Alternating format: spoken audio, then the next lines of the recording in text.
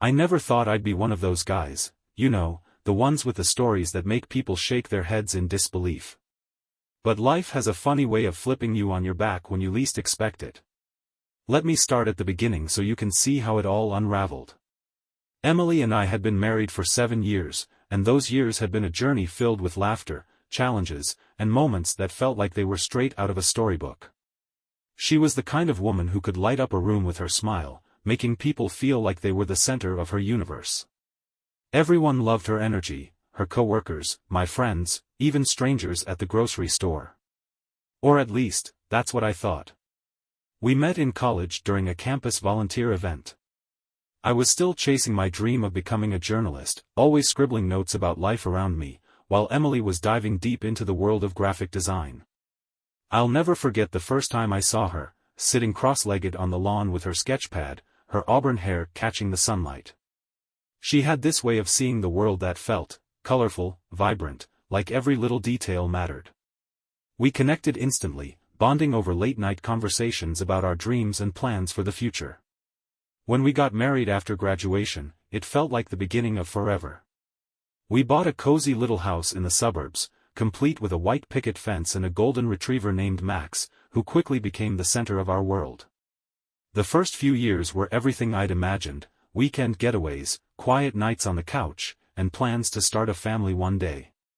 Sure, we had our arguments, like any couple, but we always found our way back to each other. She had this way of making me believe we could conquer anything together. But as the years went on, life got busier. Her career as a graphic designer took off, and she started spending more and more time at work. Meanwhile, I was juggling the demands of my own job, and somewhere along the way, the little moments we used to share, morning coffees, late-night talks, began to slip away. Still, I convinced myself that it was just a phase, that we were just two ambitious people trying to build a future together. She had this way of seeing the world that felt colorful, vibrant. Like everything had more meaning just because she was there. We got married right after graduation, and for a while, life was everything I'd hoped it would be. We bought a modest house in the suburbs, started talking about kids, and even got a golden retriever, Max. I thought we were happy. Sure, we had our arguments, who doesn't? But we always managed to work things out. Or so I believed. Looking back now, the first signs were there if I'd just paid closer attention. Emily started staying late at work more often than usual. She said it was because she had a big project with tight deadlines, and I didn't think much of it. I mean, she was ambitious. That was one of the things I loved about her. But then there were the little things: a new perfume she'd never worn before, text messages she'd quickly swipe away when I walked into the room, and a growing distance between us that I couldn't quite put my finger on. "You're imagining things," she'd say whenever I brought it up. "Don't you trust me?" And of course, I did. Or at least, I wanted to. The turning point came when my buddy, Jake, dropped by one evening. Jake's been my best friend since we were kids. He's the kind of guy who'd tell you straight if you had food stuck in your teeth or if you were making a fool of yourself. So when he showed up that night, looking uncomfortable and hesitant, I knew something was up. "Hey, man, can we talk?" he said, avoiding my eyes. "Sure, what's going on?" I asked, leading him to the porch. Max followed us, wagging his tail, oblivious to the tension in the air. Jake fidgeted, his usual confident demeanor nowhere to be found. His hands kept twisting the edge of his shirt, and he avoided looking me in the eye. "I don't know how to say this, but you need to know. Emily, she's been seeing someone." I stared at him, my brain refusing to process the words. "What are you talking about?" "She'd never." Jake exhaled heavily and looked away, as if searching for the right words. "Mike, I didn't want to believe it either. But I've seen them. Twice now. The first time was when I ran into them at that Italian restaurant downtown. They weren't exactly sitting on opposite sides of the table, if you know what I mean. And then I overheard them at the park last weekend. She was laughing at something he said, and they kissed. Right there. I didn't know if I should say anything, but I thought you should hear it from me." Time seemed to stop. My stomach dropped like I was on a roller coaster that suddenly plummeted into darkness. I felt like I couldn't breathe, like the world around me was shattering into a million pieces. "That's not possible," I said, my voice barely a whisper. "Why would you even say something like that?" "I'm sorry," Jake said, his voice full of regret. "I wish I was wrong, but I'm not. You need to confront her, Mike. You deserve to know the truth." I didn't sleep that night. My mind was a whirlwind of anger, confusion, and heartbreak. Every moment with Emily played back in my head like a broken record, each memory now tainted with doubt. I kept thinking about all the times she'd laughed at my dad's jokes, how they'd seemed closer than most in-laws, but I'd brushed it off as harmless.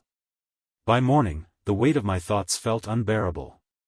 My mind had been racing all night, jumping from disbelief to fury, then spiraling into sadness so deep it felt like a bottomless pit. I kept pacing the living room, running my hands through my hair, my stomach twisting in knots. Every time I closed my eyes, I saw Emily's face, laughing, lying, betraying me, and then my dad's voice, his presence, intruding on every memory I tried to hold on to. At one point, I sat on the edge of the couch, gripping a mug of coffee that had gone cold hours ago. Max, sensing something was wrong, rested his head on my knee. Even his presence, usually comforting, couldn't pull me out of the storm in my head. My emotions were a mess: anger, humiliation, heartbreak, all fighting for dominance, leaving me utterly exhausted but far from ready to sleep. I replayed Jake's words over and over, questioning if there was any chance he could be wrong, clinging to the hope that this was some terrible misunderstanding. But deep down, I knew. Jake wouldn't come to me with something like this unless he was sure. By morning, I couldn't take it anymore. I had to know the truth. I decided to confront her. I waited until she came home from work that evening. She walked in, her heels clicking on the hardwood floor, her face lit up in the same practiced smile that used to make my heart race. Now, it just made me sick. "Hey, Mike," she said, dropping her bag on the counter, her tone breezy as if everything were normal. "How was your day?" "We need to talk," I said, my voice steady but cold, the words cutting through the room like a knife. She paused, her smile faltering, the light in her eyes dimming just slightly. "Okay, what's going on?" "Jake came by last night," I said, keeping my gaze locked on hers. "He told me something I really hope isn't true." Her eyes widened for a split second, the briefest flicker of panic crossing her face before she replaced it with a mask of confusion. "What did he say?" she asked, her voice almost too calm. "He said you've been seeing someone else," I replied, my voice trembling despite my effort to stay composed. "And not just anyone. My dad." Her face went pale, her lips parting as if she were about to say something but couldn't find the words. For a moment, I thought she might deny it outright, but then she crossed her arms, leaning against the counter. Her expression hardened, shifting to defiance. "And you believe him?" she asked, her tone sharp, almost accusatory. "Jake has always had it out for me. He's probably just trying to stir up trouble." "Don't do that," I snapped, my anger bubbling to the surface, my fists clenched at my sides. "Don't turn this around on him. Just tell me the truth, Emily. Are you involved with my father?" She hesitated, her eyes darting to the floor, and in that silence, I knew the answer. My chest felt like it was caving in, the weight of her betrayal pressing down on me. Tears blurred my vision, but I forced them back, refusing to break in front of her. "It's not what you think," she said finally, her voice softening, almost pleading. "We never meant for it to happen. It just did." I let out a bitter laugh, shaking my head in disbelief. "You expect me to believe that? That you just accidentally started sleeping with my dad?" "It wasn't like that," she shot back, her voice rising now, tears forming in her own eyes. "You were always so busy, so distant. I needed someone to talk to, and he was there. He listened to me, Mike." One thing led to another. "Stop," I said, cutting her off sharply. "Just stop. I can't do this right now." The room fell silent except for the faint sound of Max's nails clicking on the floor as he approached me, sensing the tension. I turned and walked out of the house, Max following close behind. I didn't know where I was going, but I knew I couldn't stay there. Not with her. I turned and walked out of the house, Max trailing behind me. I didn't know where I was going, but I knew I couldn't stay there. Not with her. I drove aimlessly for what felt like hours. Max sat in the passenger seat, his head resting on the window, looking as lost as I felt. The familiar streets blurred into one another, and before I realized it, I was parked in front of Jake's place. His porch light was on, casting a soft glow that felt oddly comforting in the chaos of my thoughts. Jake answered the door almost immediately, his face a mixture of concern and relief. "Mike, come in," he said, stepping aside. "You look like hell." "Thanks," I muttered, collapsing onto his worn-out couch. Max settled at my feet, his eyes following me with quiet understanding. "Did you talk to her?" Jake asked, handing me a beer without waiting for an answer. I nodded, taking a long sip. "Yeah." She admitted it. "Everything you said, it's true. She's been with him." My voice cracked, and I hated myself for it. Jake sighed, sitting down across from me. "I'm sorry, man. I really am. You didn't deserve any of this." "I don't even know what to do," I said, staring at the bottle in my hands. "How do you come back from something like this? How do you even face him? Or her?" Jake leaned forward, his elbows resting on his knees. "You don't have to figure it all out tonight. Take it one step at a time. But first, you need to think about what you want.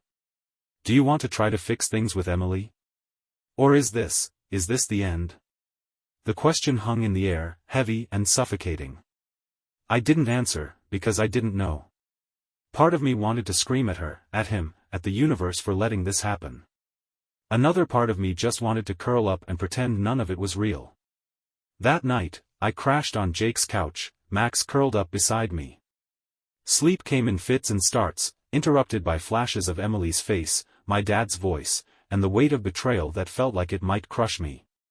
After storming out of my parents' house, I found myself parked at the edge of the lake where Emily and I used to picnic on weekends.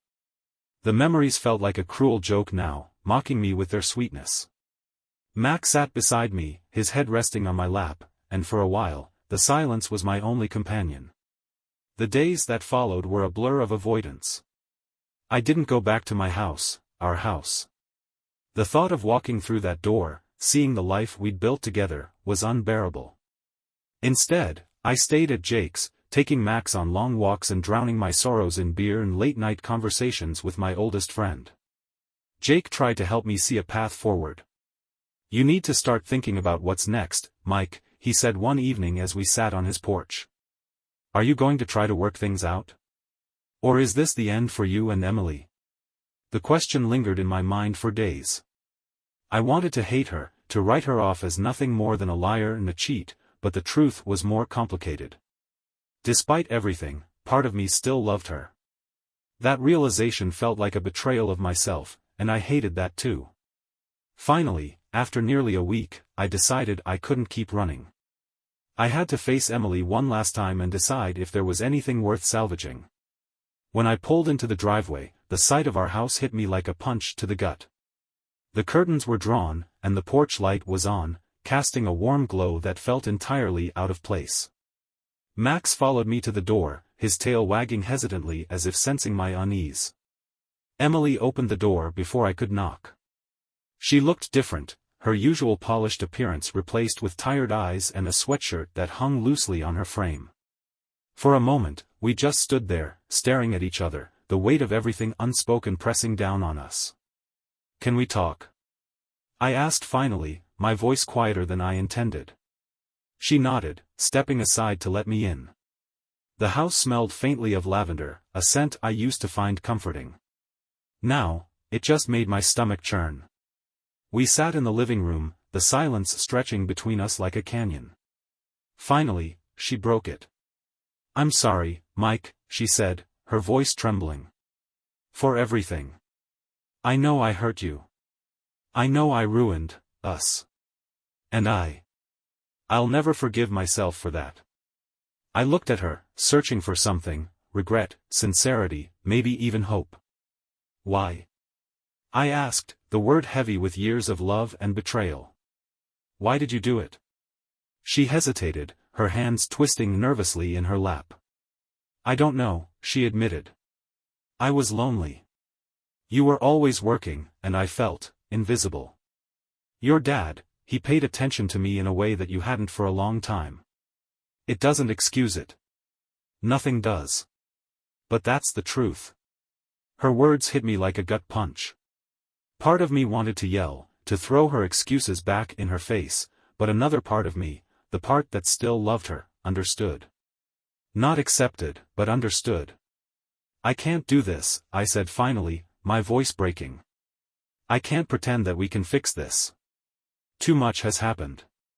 Too much is broken. Tears streamed down her face as she nodded. I understand, she whispered. I'm so sorry, Mike. For everything. I stood, Max following my lead. I'll have someone come by for my things, I said, my voice hollow. Take care of yourself, Emily. I walked out without looking back, the door closing behind me with a finality that echoed in my chest. It's been 6 months since that day. I'm living in a small apartment downtown now, just me and Max. The walls are bare, and the furniture is second-hand, but it feels like mine. I've started therapy, trying to make sense of everything that happened and figure out who I am outside of being Emily's husband. Jake's been a rock through it all, checking in on me, dragging me out to social events when I'd rather wallow in solitude. You're doing better than you think, he told me the other night over a game of pool. And maybe he's right. I've even started writing again, something I hadn't done in years. It's messy and raw, but it's honest. And for the first time in a long time, I feel like I'm moving forward. As for Emily and my dad? I don't know. I've cut ties with both of them. Maybe one day I'll find it in me to forgive, but for now, I'm focused on myself. On healing. On building a life that feels whole again. Life doesn't always go the way you plan. Sometimes, it shatters into pieces. But maybe, just maybe, those pieces can be rearranged into something new. Something stronger. The next morning, I woke up with a sense of dread settling in my chest. The confrontation with Emily had been gut-wrenching, but facing my father? That was a different beast altogether. I couldn't avoid it, though. Not if I wanted any kind of closure. After a quick shower and a strong cup of coffee, I made the drive to my parents' house. The familiar brick facade loomed in front of me, and for a moment, I considered turning around. But Max's expectant gaze from the back seat gave me the push I needed. My dad opened the door, his face breaking into a smile that faltered when he saw the look on mine. "Mike," he said, stepping back to let me in. "What's going on?" I stepped inside, the warmth of the house doing nothing to thaw the cold anger that had settled in my bones. "We need to talk," I said, my voice tight. He led me to the living room, his usual confidence replaced with a nervous energy that I'd never seen before. "What's this about?" he asked, sitting down and motioning for me to do the same. I stayed standing. "It's about Emily," I said, watching his face carefully. The slight twitch in his jaw told me everything I needed to know. "Mike, listen," he started, but I cut him off. "No, you listen," I snapped, my voice rising. "How could you? How could you do this to me? To Mom? To our family?" He looked down, rubbing his hands together as if trying to find the right words. "It wasn't supposed to happen," he said finally, his voice barely above a whisper. "I never meant to hurt you." I let out a bitter laugh, shaking my head. "That's the best you've got? You never meant to hurt me? Well, congratulations, Dad. You did. You destroyed everything." For a moment, he didn't say anything. Then, he looked up at me, his eyes filled with something I couldn't quite place. "Regret? Shame? I'm sorry, Mike. I really am. But Emily, she was unhappy. And so was I. Unhappy? I repeated, my voice dripping with disbelief. So that makes it okay? That gives you the right to betray your son? No, he admitted, his voice breaking. It doesn't. But it happened, and I can't change that. I stared at him, my chest heaving with the effort to hold back the torrent of emotions threatening to spill over. You're right. You can't change it. But don't think for a second that I'll ever forgive you for this. Without waiting for a response, I turned and walked out, slamming the door behind me. Max was waiting in the car, his tail wagging as if to say, "It's okay. I'm here." For the first time in days, I felt a small flicker of comfort.